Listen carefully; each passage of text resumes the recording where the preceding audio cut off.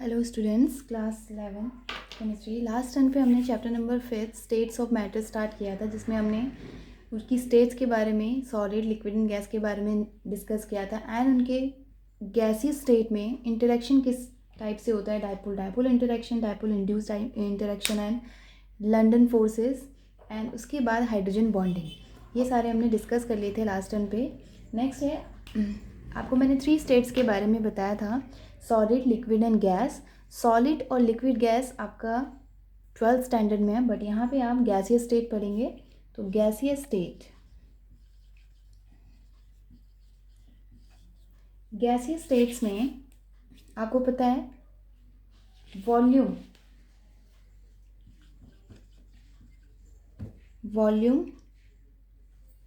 Not fixed,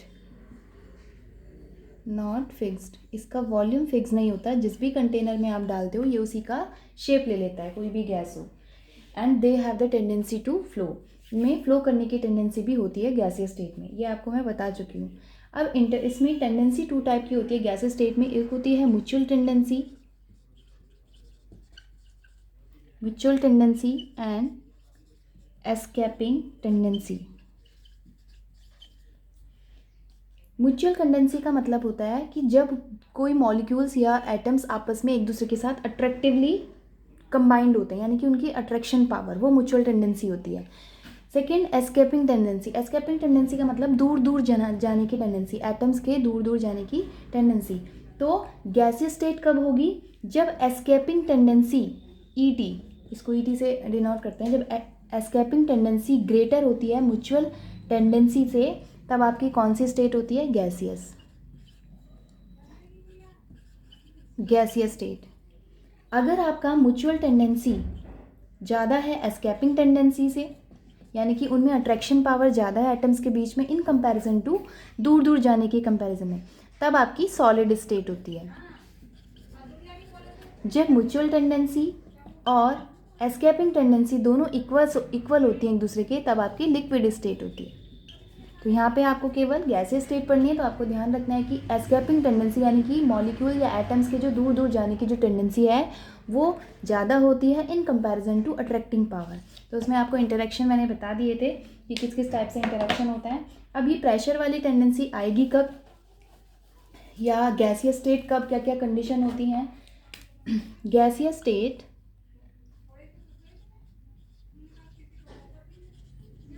अब gaseous state कब होगी, गैस स्टेट कब बनती है? हाई टेम्परेचर, या पहले लो प्रेशर लिख लीजिए, low pressure high temperature. Low pressure रहेगा, प्रेशर लो है तो मॉलिक्यूल्स के भागने के लिए या इधर उधर इंटरेक्ट करने के लिए क्या रहता है, बहुत ज़्यादा काइनेटिक एनर्जी उनकी ज़्यादा हो जाती है। हाई टेम्परेचर भी यही है, टेम्परेचर आप हाई करेंगे तो मॉलिक्यूल के बीच में इंटरेक्शन बढ़ेगा, काइनेटिक एनर्जी उनकी बढ़ेगी, तो गैसियस स्टेट में आसानी से कन्वर्ट हो जाते हैं। तो हाई टेम्परेचर पर गैसियस स्टेट स्टे करती हैं, लो प्रेशर पर। तो आपसे पूछा जाए कि किस स्टेट में गैसियस स्टे करती हैं, तो LPHT, low pressure high temperature. ये एक वेरी शॉर्ट क्वेश्चन आंसर में आ सकता है कि गैसियस स्टेट कौन सी कंडीशन में वेरी करती हैं? लो प्रेशर हाई टेम्परेचर, तो LPHT, ये आप याद रखिएगा।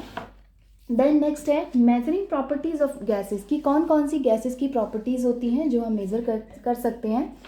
मेजरिंग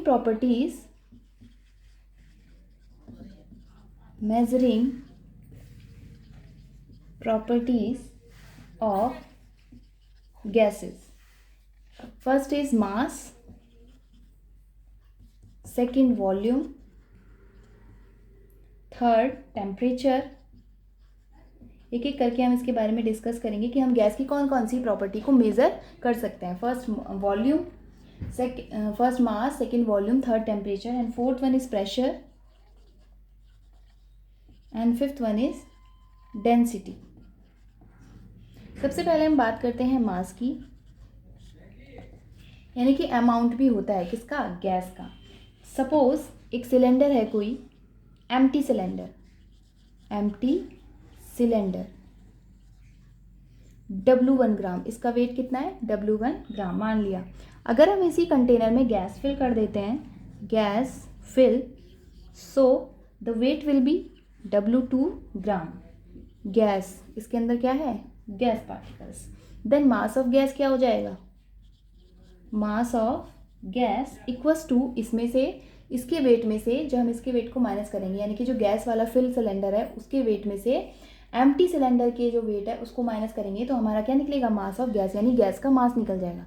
तो W2 minus W1 in grams में। देन इसी से हम, जब हमें मास पता होता है तो हम नंबर ऑफ मोल्स भी आसानी से निकाल लेते हैं। तो हम जो मास यहाँ पे बात करेंगे मोल्स में ही लेंगे, तो आपको मोल्स निकालने आने चाहिए। निकालेंगे कैसे, नंबर ऑफ मोल्स, मास आपको पता है, तो मास ऑफ गैस अपॉन मोलर मास, यानी कि जो भी मॉलिक्यूल या जो भी कंपाउंड आपको दिया रहेगा उसका मास, ओरिजिनल मोलर मास। तो इस तरीके से आप मोल निकाल सकते हैं, कैसे, mass of gas upon molar mass से, number of moles. Then next is second, volume of gas do not have fixed volume. किसी भी गैस का फिक्स्ड वॉल्यूम नहीं होता, किसी भी कंटेनर में आप डालेंगे तो वो उसी का शेप ले लेते हैं। तो do not have any fixed volume, it occupies the volume of the container, it occupies the volume of container they are kept in. जिसमें भी इस जिस भी कंटेनर में से रखा जाएगा गैस उसी का ही शेप ले लेती है, they are kept in. So volume of gas को हम कैसे करेंगे measure, volume of gas equals to volume of container, volume of container के वॉल्यूम के बराबर ही गैस का वॉल्यूम होगा। फॉर एग्जाम्पल अगर हम बात करें, एक कोई कंटेनर है तो इसमें कोई सॉलिड पार्टिकल्स भी हैं, सपोज ये सॉलिड पार्टिकल्स को x नाम दिया गया है, और इसका पूरे कंटेनर का जो वेट है वो है वॉल्यूम है v। इस पूरे कंटेनर का वॉल्यूम कितना है v, और इस पर कुछ सॉलिड पार्टिकल्स हैं जिसको हमने क्या दिया नाम, x। तो अब इसमें हम गैस फिल करेंगे तो गैस का वॉल्यूम कैसे निकालेंगे, तो गैस तो यहाँ जो ऑक्यूपाइड एम्प्टी स्पेस है वहाँ पर ही फिल की जाएगी, ऐसा तो है नहीं कि जो सॉलिड पार्टिकल है उस स्पेस में भी आ जाएगी। तो हम उस गैस का वॉल्यूम कैसे निकालेंगे, गैस वॉल्यूम क्या हो जाएगा, जो एम्प्टी स्पेस है ये वाला हमें निकालना है। तो पूरा कंटेनर का वॉल्यूम कितना है v, और सॉलिड वाले का वॉल्यूम कितना है x। तो v में से जब हम x माइनस करेंगे तो ये वाले एरिया जब हम गैस फिल की जाएगी तो इसका एरिया ये होगा इतने वॉल्यूम में, तो v माइनस एक्स सपोज इस कंटेनर में। और एग्जांपल, अगर आपके पास बहुत सारी गैसेस हैं, इसमें कंडीशन है नॉन रिएक्टिव गैस, मतलब वो एक दूसरे के साथ क्या नहीं करती, रिएक्ट नहीं करती।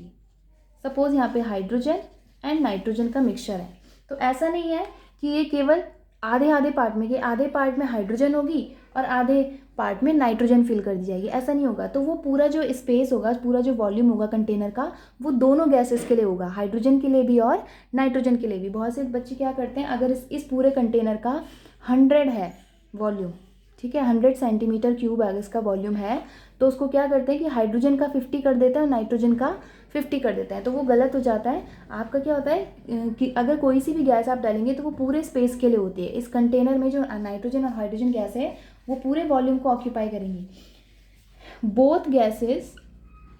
बस कंडीशन क्या है, नॉन रिएक्टिव गैस के लिए ये ऑक्यूपाइड पूरा स्पेस करती हैं।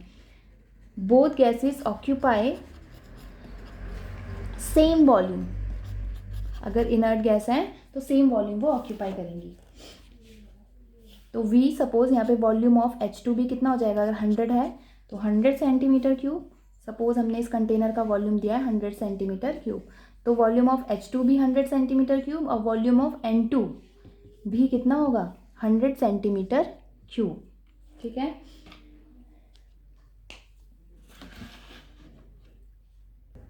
नेक्स्ट है, अब न्यूमेरिकल्स में हमें इसको कौन सी यूनिट में लेना है वॉल्यूम को। इन न्यूमेरिकल में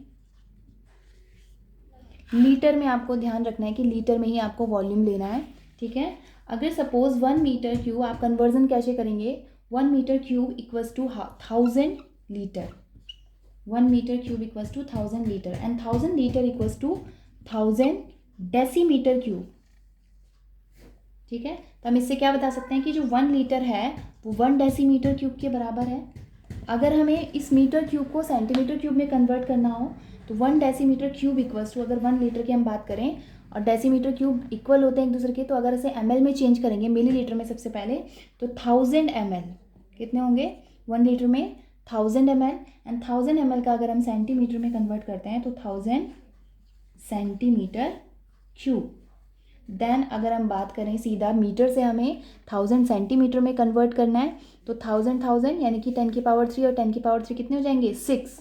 तो 1 मीटर क्यूब इक्वल्स टू 10 की पावर 6 सेंटीमीटर क्यूब। डायरेक्ट आपको मीटर क्यूब को सेंटीमीटर क्यूब में कन्वर्ट करना है तो 10 की पावर 6 से क्या कर देना है, मल्टीप्लाई कर देना है। और इसको हम और भी क्या बोल सकते हैं, ml, दोनों सेम है, तो 10 की पावर 6 ml। देन अगर मिलीमीटर में चेंज आप करोगे तो 10 की पावर 3 आप प्लस हो जाती है, तो 10 की पावर 9 मिलीमीटर। ये सारी वॉल्यूम की क्या है, यूनिट है। नेक्स्ट है थर्ड इज टेम्परेचर।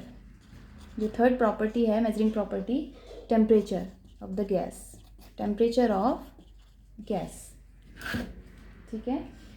अब टेम्परेचर क्या है, ये डिपेंड करता है कैसे, टेम्परेचर अगर हम बढ़ाएंगे, kinetic energy of the gas, kinetic energy of gas, और टेम्परेचर को kinetic energy of a gas, temperature बढ़ाते हैं तो मॉलिक्यूल की जो काइनेटिक एनर्जी होती है वो बढ़ जाती है। और टेम्परेचर को हम यूनिट कौन सी यूनिट में मेज़र करेंगे, केल्विन में, केल्विन शॉर्ट में आप इसको लिखते हो केल्विन। अगर आपका टेम्परेचर डिग्री सेल्सियस में दिया, ये सारी जो वैल्यूज़ मैं आपको बता रही हूँ न्यूमेरिकल्स के लिए हैं, क्योंकि इस चैप्टर में से 2 या 3 न्यूमेरिकल्स आते हैं। तो अगर डिग्री सेल्सियस में टेम्परेचर होगा और आपको केल्विन में कन्वर्ट करना है तो kelvin equals two degree Celsius plus जो भी टेम्परेचर आपको दिया रहेगा plus 273। If given temperature is in degree Faraday, degree Faraday में अगर टेम्परेचर दिया है तो फेराडे माइनस 32/9 इक्वल्स टू सी, यानी कि सेल्सियस अपॉन 5, यानी कि आप फेराडे से पहले सेल्सियस में चेंज कर लेंगे, फिर सेल्सियस से आप केल्विन में 273 प्लस करके चेंज कर सकते हैं। तो इस तरीके से आपको टेम्परेचर निकालना है इन केल्विन में। नेक्स्ट है प्रेशर।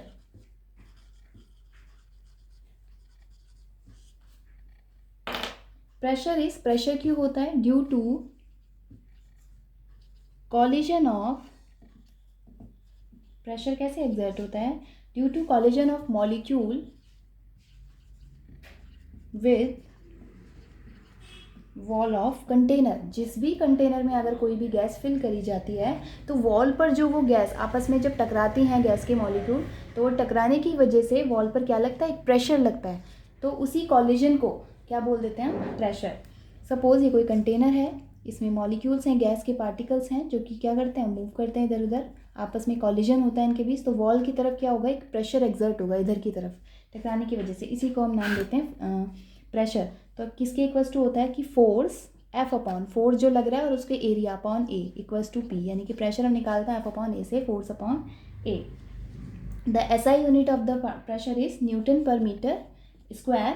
फोर्स की क्या होती है, न्यूटन, एंड एरिया की होती है मीटर स्क्वायर, और इसी को हम बोल देते हैं पास्कल।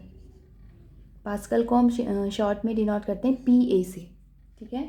नेक्स्ट है, लेकिन यहाँ पर हम न्यूमेरिकल्स जब हम सॉल्व करेंगे तो प्रेशर हम पास्कल या फिर न्यूटन पर मीटर स्क्वायर में ना लेकर के किस में लेंगे, एटमॉस्फेरिक प्रेशर में, इसमें 1 ATM एटमॉस्फेरिक प्रेशर में।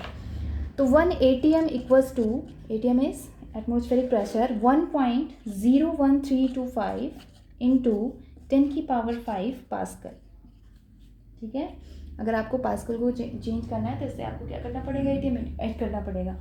देन 101 पॉइंट, अगर किलो पास्कल में चेंज करेंगे तो किलो पास्कल में चेंज करने के लिए क्या करेंगे, इसे 1000 से डिवाइड करेंगे तो 3 यहाँ से कैंसिल हो जाएंगे और 2 इधर शिफ्ट कर रही हैं point, 3 point into kilo pascal, ऐसे ही इसको HG में मिलीमीटर में चेंज करेंगे, 760 मिलीमीटर ऑफ HG इन, अगर टॉर भी एक यूनिट होती है प्रेशर की, 760 टॉर, एंड सेंटीमीटर में 76 सेंटीमीटर ऑफ HG।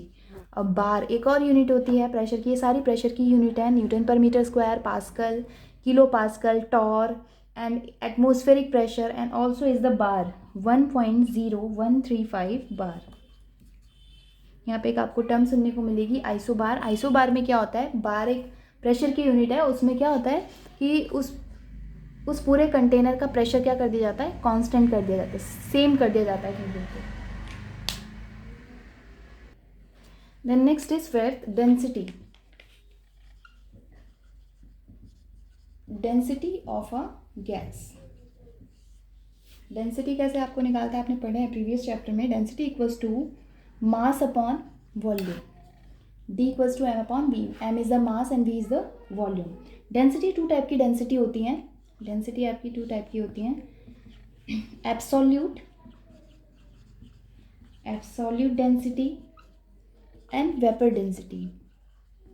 जो वेपर डेंसिटी होती है कंपैरेटिव डेंसिटी होती है with the hydrogen gas. Hydrogen gas के साथ कंपेयर करके कि हाइड्रोजन से कितनी हैवी है एंड कितनी वेटफुल है।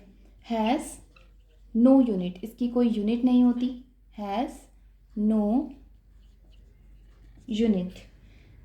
वेपर डेंसिटी एक्यूरेट डेंसिटी नहीं होती, इसकी एब्सोल्यूट वैल्यू नहीं होती, कैसी होती, कंपैरेटिव वैल्यू होती है, कंपेयर विथ हाइड्रोजन गैस के साथ कंपैरेटिव वैल्यू होती है।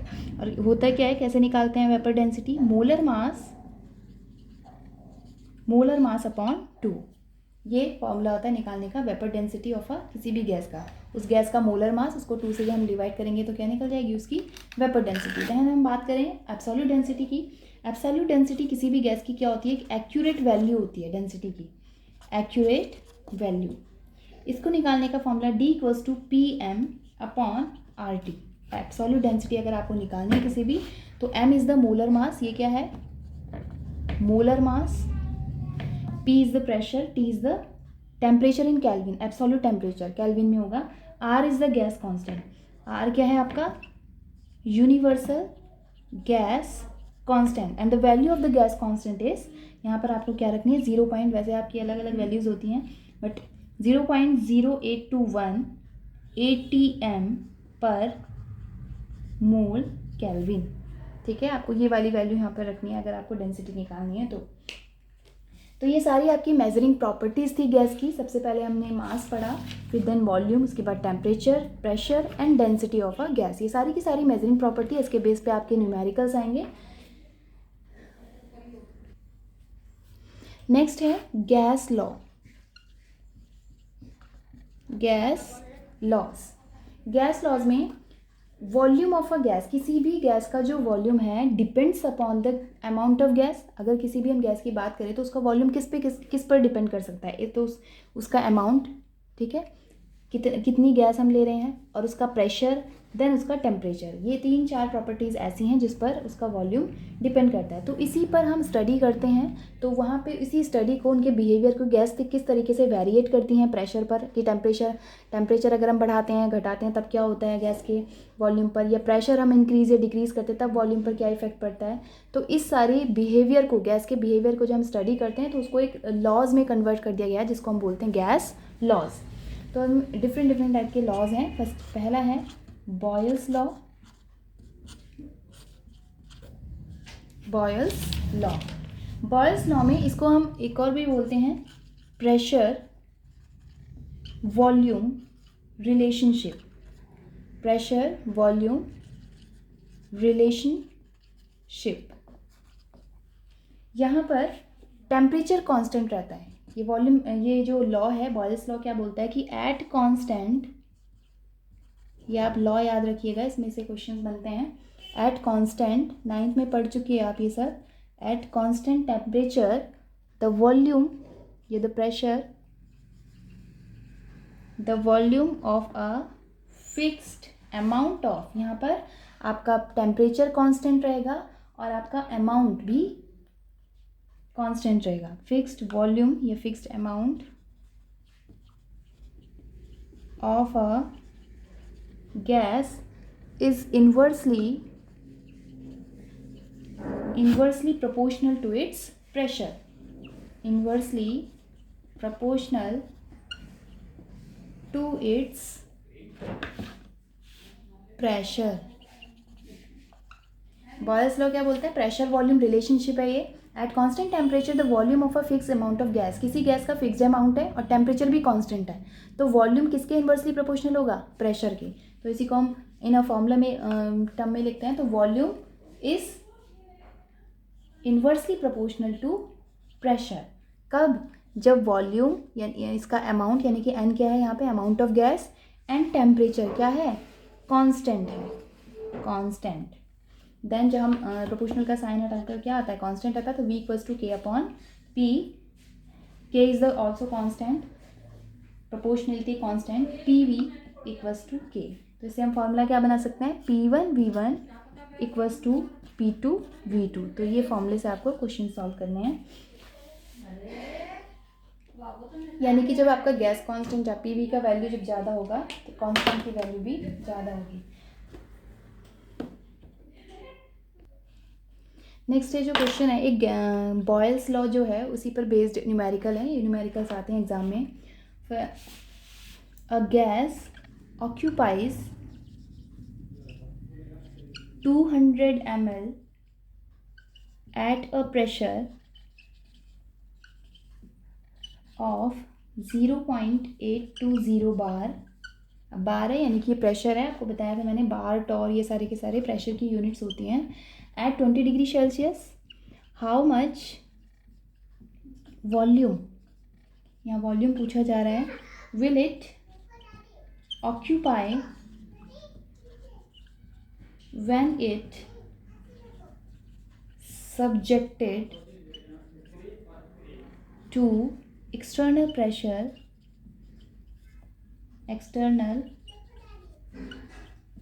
pressure of 1.025 bar at the same temperature,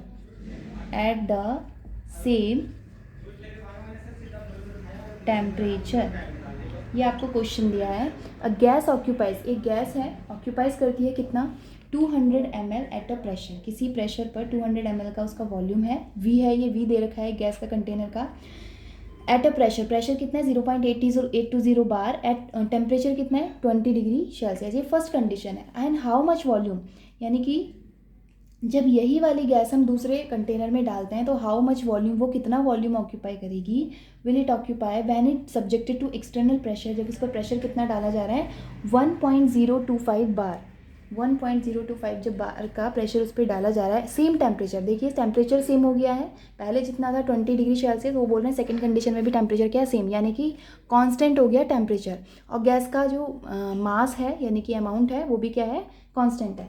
तो पहले जो जो हमें दे रखे हैं हम वो लिख लेते हैं। P1 जो फर्स्ट कंडीशन के लिए P1 कितना है? 0.820 बार। P2 सेकंड कंडीशन के लिए P2 दे रखा है 1.025 बार। देन सेकंड कंडीशन के लिए V1 गिवन है 200 ml एंड V2 हमें फाइंड आउट करना है। तो अभी आपको मैंने बॉयल्स लॉ वाला फॉर्मूला लिखाया था। अकॉर्डिंग टू बॉयल्स लॉ क्या बताया था formula? P1 V1 equals to P2 V2। Then हमें निकालना क्या है? V2, तो V2 equals to P1 V1 upon P2। सारी वैल्यूज़ पुट करेंगे आप, V2 निकालना है आपको। V2 इक्वल्स टू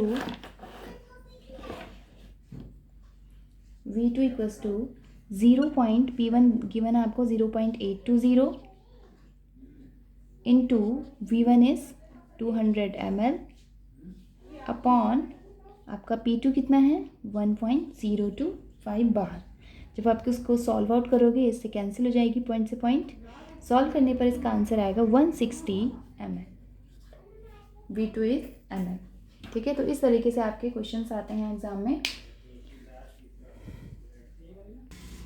नेक्स्ट है second law, Charles law. First था आपका बॉयल्स लॉ, सेकंड है चार्ल्स लॉ। इसे हम वॉल्यूम टेम्परेचर रिलेशनशिप भी बोला जाता है। Volume temperature relationship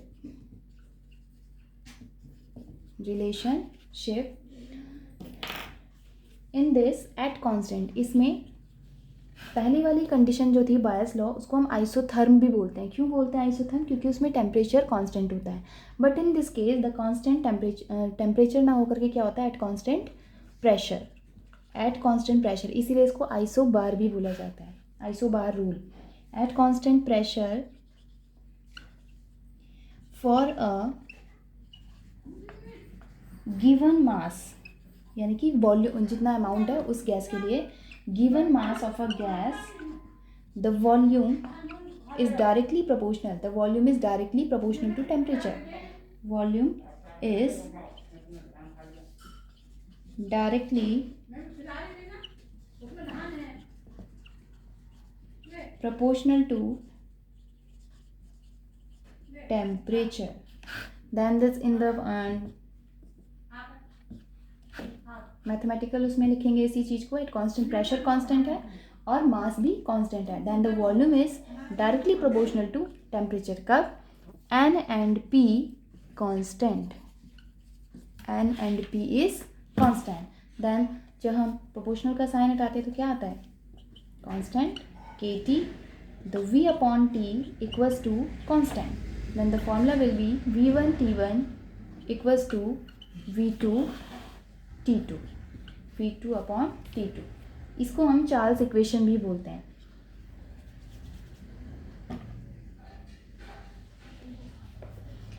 for example ये एक V का यानी कि वॉल्यूम का टेम्परेचर के साथ क्या करते हैं, ग्राफ खींचा जाता है। इस पर क्या है, किसी भी एक कंडीशन पर प्रेशर सेम है, डिफरेंट प्रेशर है,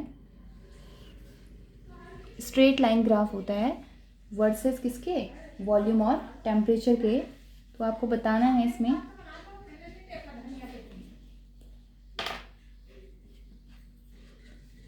दिस इज P1, यहाँ पे P1 टेम्परेचर है यानी कि कांस्टेंट है प्रेशर इस कंडीशन पर, then P2 is constant and P2 P3। The value is P1 के लिए सबसे ज़्यादा है Vt की वैल्यू, देन उसके बाद P2 के लिए, उसके बाद सबसे ज़्यादा P3 के लिए, क्योंकि इस पर एक कांस्टेंट वैल्यू है। इस वाले स्ट्रेट ग्राफ के लिए P1 क्या है, कांस्टेंट प्रेशर है, बट वॉल्यूम वर्सेस टेम्परेचर का ग्राफ खींचा गया है, तो उसके लिए जो वैल्यू होगी Vt की वैल्यू सबसे कम होगी इन comparison to P2 and P3। जब P2 एंड P3 की बात करें तो यहाँ पर इन सारी कंडीशन के लिए जो पॉइंट्स लगाए गए हैं इनके लिए प्रेशर तो सेम है ये डिफरेंट प्रेशर पर, बट इस कंडीशन के लिए प्रेशर क्या है, सेम है, तो ये सारे के सारे आइसोबार ही हैं। इसके लिए Vt का जो वैल्यू है वो क्या है, कम है किससे, P3 से, और सबसे ज़्यादा वैल्यू Vt की किसकी, P3 की, यानी कि प्रेशर जब सही है कितनी होगी वैल्यू Vt की सबसे ज़्यादा होगी। तो इन इक्वेशंस को हम आइसोबार इक्वेशंस भी बोलते हैं, क्योंकि प्रेशर इसमें कांस्टेंट रहता है, कांस्टेंट प्रेशर पर वॉल्यूम किसके डायरेक्टली प्रोपोर्शनल होता है, टेम्परेचर पर। इसी के बेस पर चार्ल्स जो अभी लॉ लिखाया उसके बेस पे क्वेश्चन है, a sample of gas occupies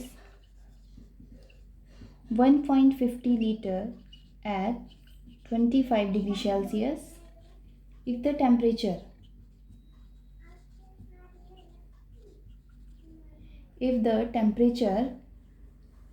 is raised, बढ़ाया जा रहा है टेम्परेचर कितना, 60 यानी कि 30 इंक्रीज कर दिया है, तो what is the new volume, नया वॉल्यूम कितना होगा गैस का, new volume of the gas if pressure remains constant, यानी कि चार्ल्स पर ही डिपेंड कर रहा है, चार्ल्स लॉ पर, क्योंकि प्रेशर क्या है, कांस्टेंट है। वो पूछ रहे हैं सैंपल है, किसी गैस का सैंपल है, ऑक्यूपाइज 1.50 लीटर वॉल्यूम ऑक्यूपाई करता है एट कितने पर, 25 डिग्री सेल्सियस पर। इफ़ द टेम्परेचर बढ़ा दिया जाता है 60 डिग्री सेल्सियस पर, तो आपको पता है V is directly proportional to T, यानी कि टेम्परेचर इंक्रीज़ करते हैं तो वॉल्यूम भी इंक्रीज़ करेगा। तो ये तो आपको पता है कि टेम्परेचर इंक्रीज करने पर वॉल्यूम इंक्रीज कर रहा है, यानी कि 25 से टेम्परेचर कितना किया जा रहा है 60 डिग्री, तो वॉल्यूम भी इसका जो सेकेंड जो कंडीशन है उसके लिए ज़्यादा ही लाएगा, लेकिन कितना ज़्यादा आएगा वो ये पूछ रहे हैं, ठीक है। और प्रेशर क्या है आपका कांस्टेंट है, तो आपको चार्ल्स इक्वेशंस लगानी है। तो पहले जो जो गिवन है वो आप लिख लेते हैं। V1 क्या है फर्स्ट वाली कंडीशन के लिए 1.50 लीटर, तो इसको कन्वर्ट करने की जरूरत नहीं है, मैंने आपको बताया था कि वॉल्यूम आप लीटर में ही लेंगे। देन T1 आपको गिवन है 25 डिग्री सेल्सियस, बट यहाँ पे टेम्परेचर आपको कैल्विन में लेना है, तो इसको कन्वर्ट करना पड़ेगा 273 में, जब आप प्लस करेंगे equals to 298 kelvin. Then second condition V2 आपको फाइंड आउट करना है, एंड T2 आपको गिवन है 60 डिग्री सेल्सियस, जिसको आप कैल्विन में कन्वर्ट करेंगे 273 ऐड करके 333 kelvin. So applying Charles equation या Charles law according to Charles law. क्यों लगा रहे हैं Charles law? At constant pressure है, सॉरी एट कांस्टेंट प्रेशर है, remains constant according to Charles law. Charles law क्या होता है? V1 अपॉन T1, या चार्ल्स इक्वेशन भी बोलते हैं V2 अपॉन T2, लेकिन आपको क्या निकालना है? V2 निकालना है। Then formula will be V2 equals to V1 T2 upon T1। The value putting in the this equation equal to V1 is 1.50 into T2 is 333, then उसके बाद लास्ट T1 क्या है 298। जब आप इसको सॉल्व करेंगे तो आंसर आएगा 1.68 लीटर। तो आप कंपेयर देख सकते हैं कि पहले वाला जब टेम्परेचर 25 डिग्री चलता है 1.50 लीटर था वॉल्यूम उसी गैस का, जब उसे दूसरे कंटेनर में डाला जा रहा है, टेम्परेचर इंक्रीज करा जा रहा है, तब उसका वॉल्यूम कितना आ रहा है 1.68। तो हम बता सकते हैं कि volume is directly proportional to किसके? टेम्परेचर के, यानी कि टेम्परेचर इंक्रीज करने पर वॉल्यूम भी इंक्रीज करता है, ठीक है। तो इसी तरह के क्वेश्चन आपके आते हैं एग्जाम में। ये आपके 2 लॉ हो गए हैं, बायस लॉ एंड चार्ल्स लॉ, और भी हैं आपके Gay-Lussac law and Avogadro law, वो हम एक एक करके डिस्कस करेंगे। Thank you.